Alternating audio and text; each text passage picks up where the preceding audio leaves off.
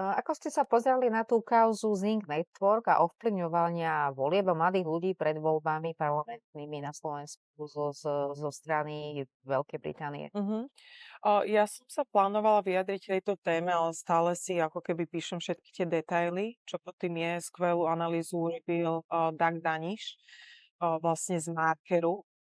Potom sa k tomu veľmi dobre vyjadril aj pán Riabo. Ten to tak všetko pripísal. A ja sa divím, že doteraz ani jedna žena z politiky sa k tomu nevyjadrila tak expresne a tak úprimne, tak ja to urobím za nich.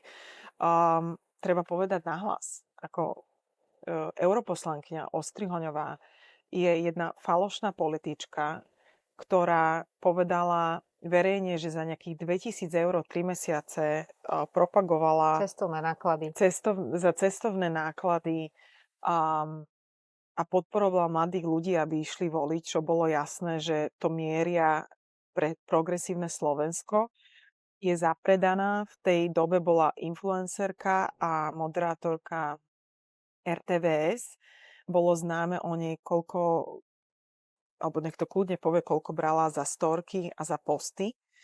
A ak ju nejaká firma oslovila, tomu neverím ani keby čo bolo, že za 2 000 eur a za cestovné náklady, a že promovala, ako sa to volalo, že chceme tu Chcem tu zostať, zostať. chcem tu Tá zostať. kampaň, áno.